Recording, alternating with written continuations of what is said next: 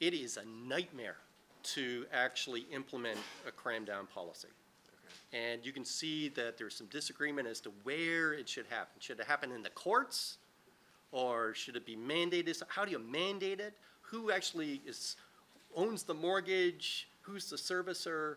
It's extremely difficult to actually have a cram down policy. There have been policies that have been implemented, and with very limited success. Very small number of loans have been crammed down.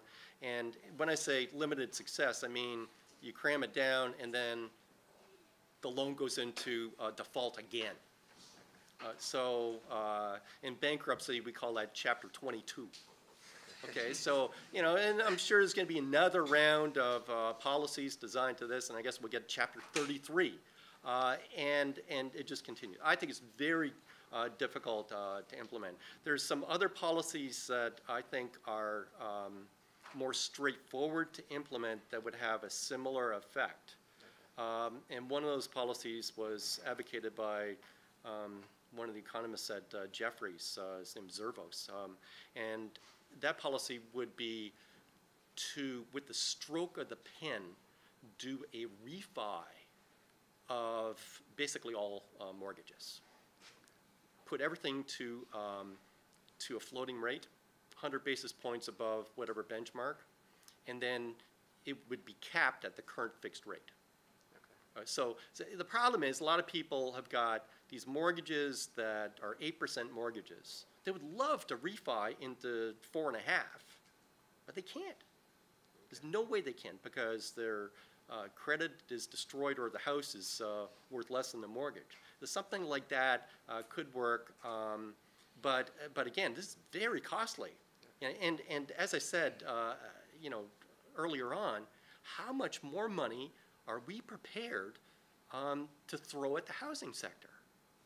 This is a huge subsidy that we're giving.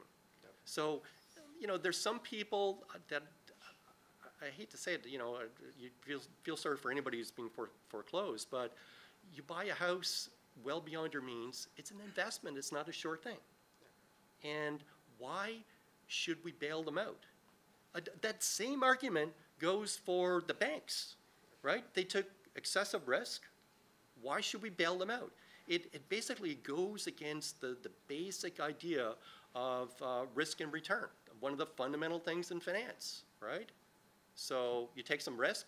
Risk is two-sided. Right? So if it turns out well, then you get the high return. And if it doesn't, you don't. But we're in this mode where if it turns out well, you get the high return. If it doesn't turn out well, then the government will step in and make things whole.